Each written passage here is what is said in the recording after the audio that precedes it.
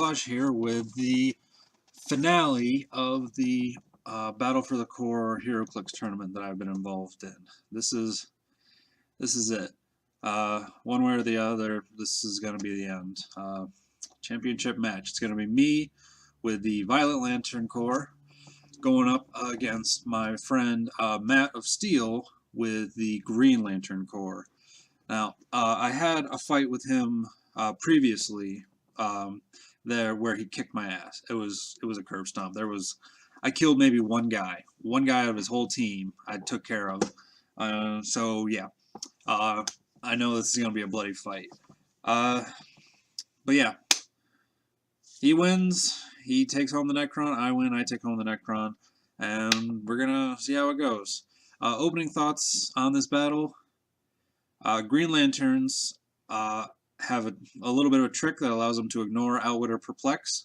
That's going to make it a little difficult for me to deal with things like Impervious and things like that, but luckily my team is not very outwit, perplex focused. I have one trigger off of my high-end Fatality and possible trigger off of my power battery that I'm running.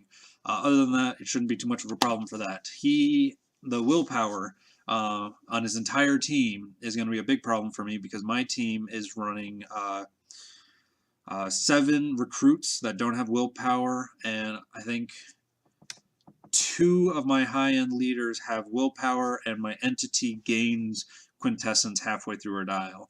Other than that, I don't have access to willpower. That's going to be a little bit challenging, I think. Based on how I fought him before and how bloody that battle was, I can expect to see Hal Jordan and Sinestro duo piece, an attached entity. He's not playing it on the field. He's going to just straight attach it to something. He's playing Power Battery with 5 constructs, running roughly 6 guys. So that'll probably come into play. And a couple of just other guys. He's definitely going to use his a lot of his outwit and perplex to boost himself and deal with my powers, which is going to be trouble. But we're gonna see how it goes. Oh my god, I'm so terrified. For those of you who don't know, Matt of Steel is pretty much the reigning champ at anything involving Heroclix here. He just gets the best luck during the drafts, the best luck during the games with his dice rolls, and it's never easy fighting Matt. He's a good friend of mine. I really enjoy playing against him. I definitely enjoy discussing the rules with him, seeing his thoughts on things. He has a very distinctively different playstyle from me. I'm very swarm. He's a lot more tentpole focused, very, very big characters. But I know going into this fight, even if the luck goes my way, it's going to be a tough fight, and luck very rarely falls on my favor when I'm playing against him. So, but those are my opening thoughts. So we're going to see how this battle goes, and yeah. Let's get to it. All right, opening up, me and Matt of Steel, so named because of his awesome sweatshirt, open up with the typical good luck, have fun sort of stuff, and then we rolled off. Matt actually won the roll-off, but for some reason he decided to allow me the opening maneuver, which was fine, I suppose, but did seem kind of interesting considering that he was running a power battery just like me, and if you know anything about the power batteries, you got to work those things as quick as you can, as fast as you can to get a full effectiveness out of them. But anyways, yeah, so I opened up with first turn on this game. He had a team, roughly 6 characters, 1 recruit, a Kyle Rayner, who was a super rare, I think, a Salik, who he was mostly using as a support character in the back, the Hal Jordan and Sinestro duo piece that gave me so much trouble in the last round. Oh my god, that thing is a horrible, horrible creature. And then he was running this one character in the back. I can't remember what his name was, but he had an attached ion to it to give it a little bit of an outwit trigger. He was running roughly 5 constructs with the ring: wall, range combat, exploit weakness, regeneration, energy shield deflection, which turned out to be much more of a pain in the ass than I actually expected it to be. But yeah, then we moved on over to my team, the Violet Lanterns. Now, I was running my typical build that I discussed in previous videos, 7 recruits, 5 named characters, including a construct with power battery running. This power battery, I actually put in the boxing glove and the exploit weakness scissors, because I knew energy shield deflection was going to protect at least one of his guys from range combat expert, and in my last round most of them had pulled that out at one point or another, so I knew I was going to need something to improve my close combat effectiveness in this game.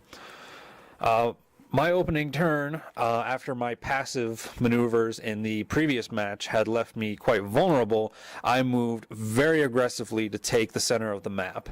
It allowed me to gain control very quickly and gave me some breathing room in the opener. However, his map made a bit of a misplay in that he moved his character, whose name I can't remember. He moved him up alone because he thought the power battery was needed to be in range to give the construct to characters.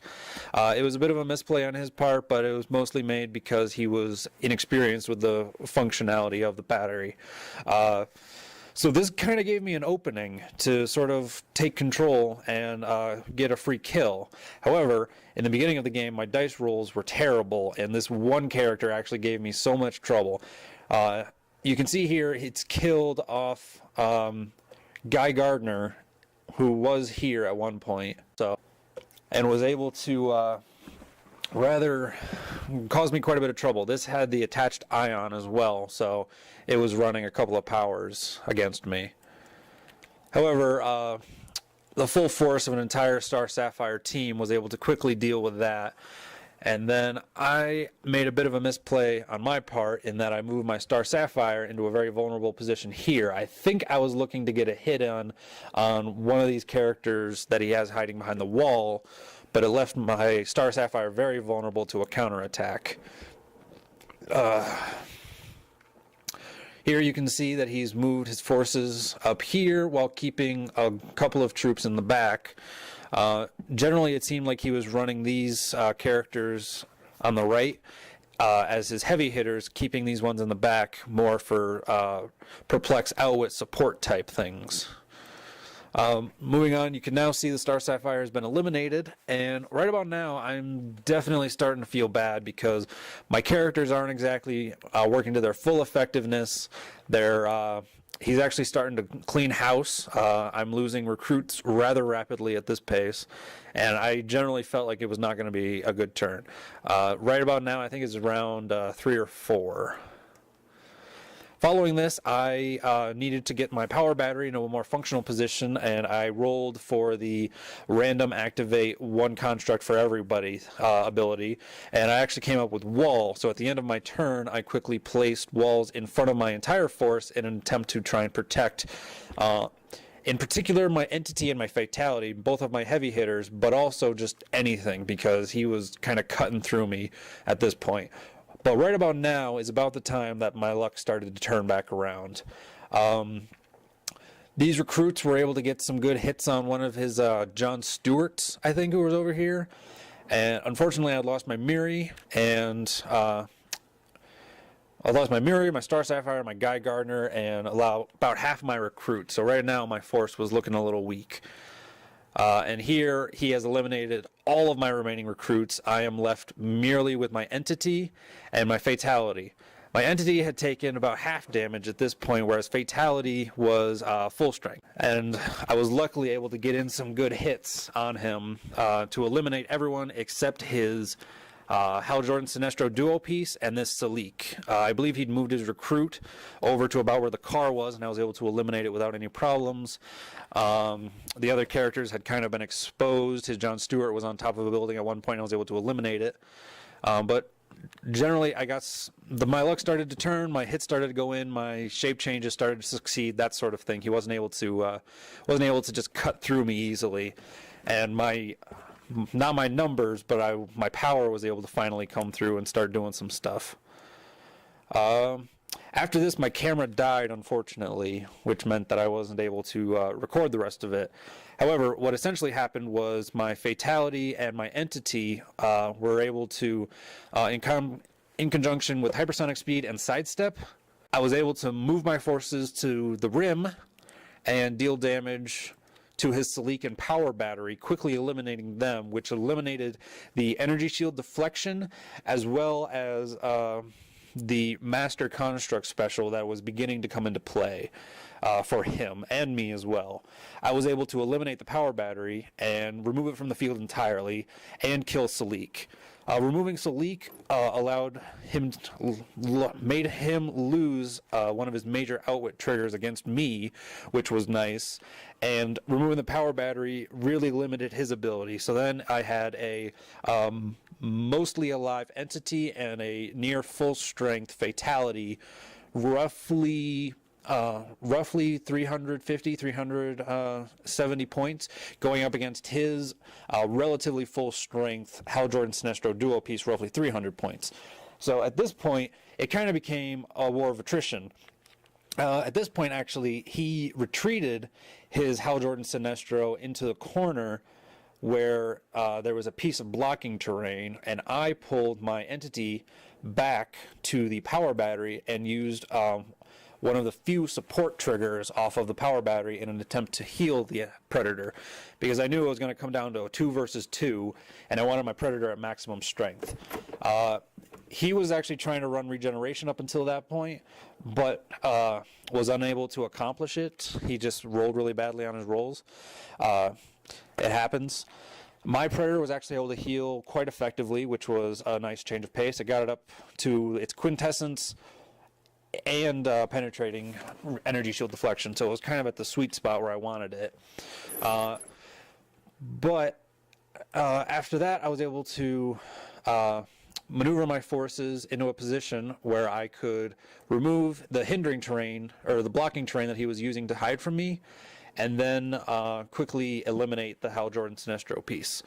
At this point, it started getting a little, it started to drag on the battle, because of a lot more maneuvering. He knew that his roughly full-strength Hal Jordan Sinestro could pull out a victory if he got some good hits in, and I knew that my two pieces would be able to secure a victory if I could pull it off. However, the battle was very close, and I was able to secure victory after I destroyed the blocking terrain in my way, forcing the Hal Jordan Sinestro to make a run at me, where he unfortunately missed on his attack, and I was able to follow up with my 2 attacks, which was able to quickly eliminate the Hal Jordan Sinestro using outwit off of fatality, as well as precision strike, penetrating psychic blast to completely eliminate him. So yeah, I'll put some closing thoughts at the end of the video. Alright, so that concludes the Battle for the Core tournament. And I was able to pull out a victory, surprisingly. Going up against those Green Lanterns was definitely the hardest battle, especially since most of my force was completely destroyed. Like, going up against the Blue Lanterns was a joke because the guy literally didn't show up. Going up against the Red Lanterns wasn't much of a challenge because I actually already knew what his capabilities were and how he worked, and I knew I had the advantage. Going up against the White Lanterns, I knew exactly what he was going to use, which gave me the ability to prepare and understand how he was going to use his guys, which allowed me to outthink him. But going up against the Green Lanterns, there's so many of them. Like, I did this one large battle, 2,400 points. Yeah, 2,400 points. I was running Shield Team, and my opponent was running Green Lantern Corps. And he still had plenty of forces that he didn't use. So that tells you how large of an army the Green Lanterns can pull out. Because of that, I knew he could do anything. He could have Green Lanterns who were close combat. He could have Green Lanterns who were range combat. He could have Green Lanterns who were support class, 300-point monsters, 100-point recruits. He could do anything. He could play any play style that he wanted, and I was very limited to my Violet Lanterns, who I had plenty of experience with and knew what they could do, but it was very locked in. The only bit of flexibility I could really have was my power battery, which I was able to use a little bit. I was using a close combat expert and exploit weakness to try and give me that close combat edge, knowing as I did that the Green Lanterns were going to be range combat from the last bout. But this was the match that everyone, all the contestants in the tournament and all the people observing, this was the match that everybody wanted to see, because I was kind of like the progenitor of this Heroclix group. I was the one who helped him learn the rules and that sort of thing. And the Green Lantern is the one who's definitely the winner of the group. He pretty much wins every tournament that he's involved in. I've unfortunately kind of kept out of tournaments and things like that. So this was the match that everybody really wanted to see. And at the end of it all, we came out pretty equal. He beat me once, I beat him once. So it was kind of equal. But I'm tired. I'm so tired. But, yeah, that was it. I won. Game over.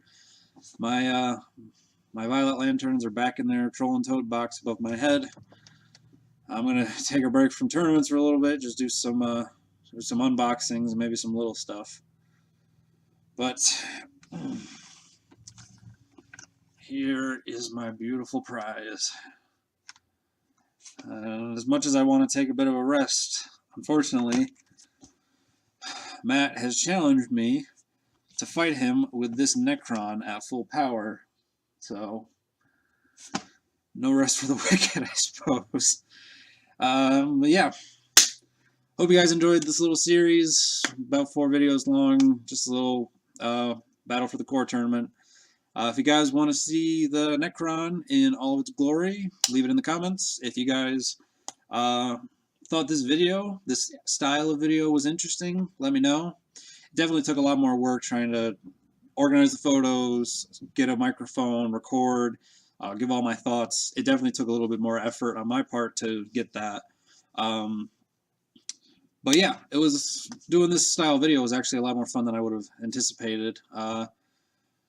But yeah, if you guys like the video, let me know and give me your thoughts. And yeah, take care.